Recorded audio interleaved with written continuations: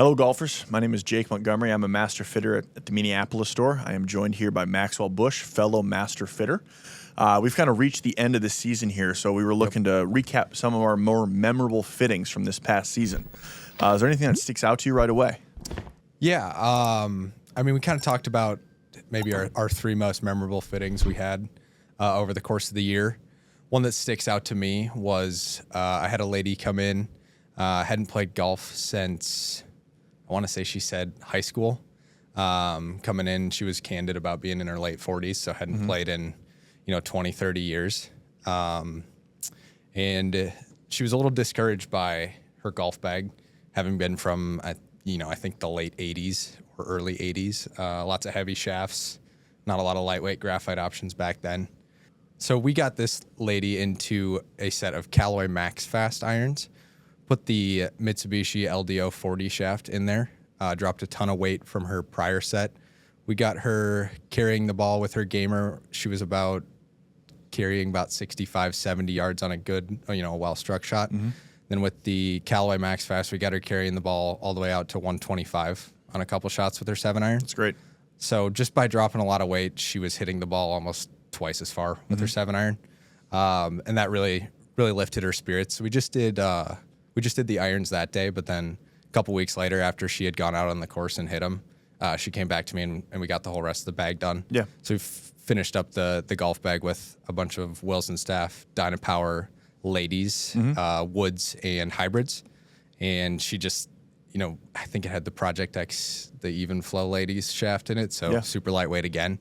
But everything was just kind of going high and straight for her. So it was very memorable for me just because I was able to maybe flip her perception of golf and get her excited to go out and play with her friends and her husband and kids. Whereas she wasn't super into it, coming into it a little discouraged. So that was kind of a feel-good fitting, I would say, and two fittings at that as she came back. So yeah, I mean, that's a great story. I actually have something to kind of follow up on there as well. So I had a high school girl come in.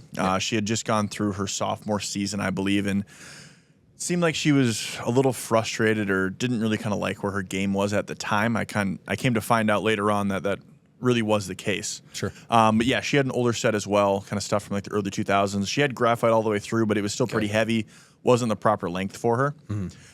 We ended up getting her into, I believe it was the 923 Mizuno HL iron, so we got some more height from that. Lovely. And then TS1 driver, fairway woods, and hybrids to kind of finish out the set there. Yep. I could tell her excitement level was kind of building as we were going. Her smash factor, which is, for those of you that don't know, your ball speed divided by club head speed, it basically is a ratio of how well you're hitting it. It improved quite a bit. I mean, on the irons, we went from somewhere in the 1.1s to into the 1.3, so making much more solid contact. Smash factor got into the 1.45 range with driver. So she was really just catching everything very clean. And yeah, her excitement level kind of grew throughout the fitting. Yeah.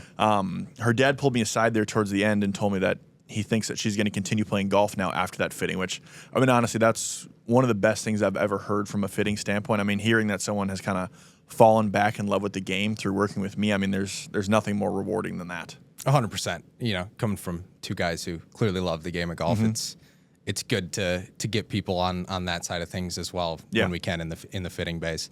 Another, I guess, fitting that kind of stuck out to me, might be a little bit on the other end of maybe the golfer spectrum. I was fortunate enough to fit a Gopher hockey player a couple weeks back, and super awesome dude. It was just a fun fitting to kind of, relay stuff back and forth, just hearing his experiences playing, Division I high level hockey, high level high school hockey, all that, USA juniors. So just a world I had never heard of. But getting into more of the fitting specs, definitely a high speed player because he's Division I college athlete, but delivered the club with very little dynamic loft at impact. So we went with a little bit of maybe a unicorn for a higher speed player, but we got him into the T250 launch spec. We made sure to add the heavier weight in there as he is swinging that club pretty fast and being a little bit more of a lightweight head. But he was hitting everything. We got peak height over 100 feet on average or close to at that. Coming in, I think with the gamer was around 55. So land angle up towards that 45, 50 number, and then just a ton of spin coming off the T250 launch spec irons paired up with the new Project X red rifle shaft, actually. So a little lighter weight there, but still providing plenty of stability for him as he. Yeah. I mean, he swung hard at that club. So I'm assuming he was pretty steep on the ball then? yes, attack Remember angle. what his attack angle was? Yeah. It was anywhere from about 5 to 7. Okay, yeah. So he definitely needed some help getting the ball up in the air. Yep. And being a hockey player, very good at compressing that golf ball. So we just had to use some of that compression to go up into the air. Yep. But yeah, it was, stopping on a dime, putting it in a water bucket from about 185. It was awesome. Funny enough, my one of my most memorable fittings from this past year was actually the exact opposite. I had a guy come in where his land angle was preposterous. I mean, we were almost in the 60-degree range for land angle to start. Sure. He was using a set of Blueprint S's at the time, which he had kind of bought off the shelf. He knew the specs he was somewhat looking for. I mean, he was in extra stiff because, his club head speed is off the chart. I'm talking like 105 miles an hour with the 7-iron. So just a freak of nature, really. Yeah, moving the club. Yeah, but his spin rate was exceeding 8,000 on some shots. So really, we just need to manage that height because the peak height got up to 180 feet on a couple of those. Yeah. The carry was pretty good. It was still at about 210 if you caught a good one. But, if you got a spinny one, it was 180. So really no distance control there. Sure. We ended up going in the Strixon ZXI 7 head, which for any players out there with a ton of speed, it's a great head for you because it manages spin pretty well, 100%. even for a steeper player. Yep. So we did those 1 degree strong. And then we also put C-taper 130Xs, which if anyone knows iron shafts out there, that is about as stiff and low launch as you can possibly get. That it is. And then we hard stepped them. So we built him the lowest launching, lowest spinning option possible. Yeah. But the most important thing really was his consistency of spin and of ball speed. So he's one of the rare players where I was actually looking for an iron that would help us decrease ball speed.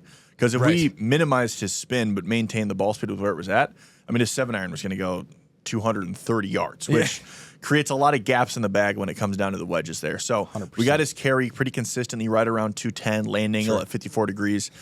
Honestly, that was probably one of the times I felt more accomplished in a bay was just helping someone with that level of speed where, from a physics standpoint, there's only so much you can do in terms of bringing ball flight down. 100%. But we got him in a window that he was much more comfortable with. Yeah.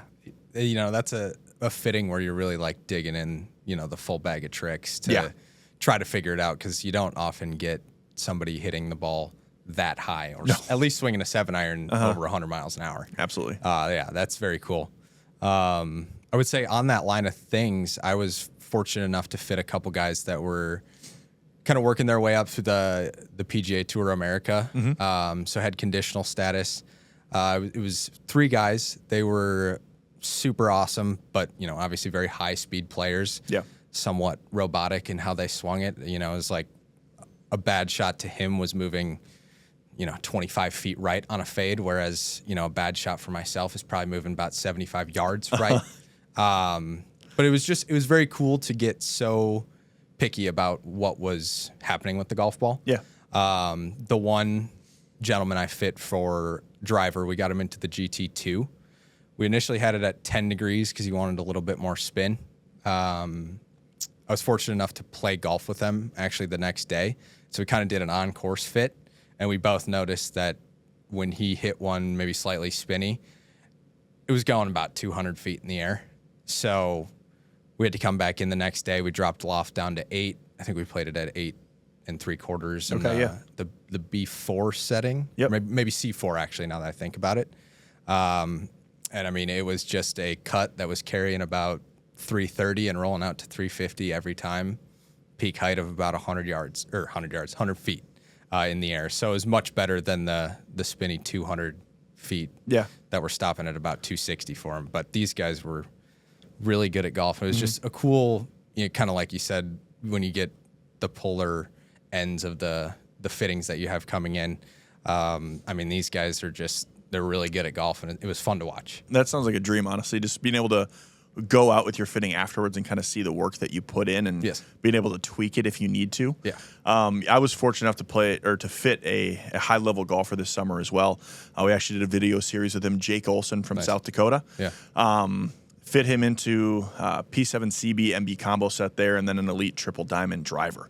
Sure. It was definitely a unique fitting where we really were looking to more manage spin with his irons than anything, where There was an iron out there that had a more consistent dispersion pattern, Sure. but the spin rate is a lot lower, and he was really worried about flyers. So we went with an option that actually had a slightly larger dispersion chart, but the spin was much more consistent, thus the distance was more consistent. And it was really cool to see how he performed in the summer after that fitting, as he won the South Dakota Match Play and the South Dakota State Amateur. So being able to see that a player that I worked with went on to accomplish something that high of a level was just really, really cool to see, and just a proud moment. Yeah, absolutely. It's cool to see when, the clubs that you fit and the player that you fit ends up playing better with, the equipment that you put in their hand. Yeah. It's fulfilling, right? It's kind of along the same lines. One of those guys on the PGA Tour Americas, he was playing in the Monday qualifier the next Monday up at Grandview or the Lehman course up in Brainerd. Didn't end up qualifying, but he shot 4 strokes better than the last 2 Monday qualifiers.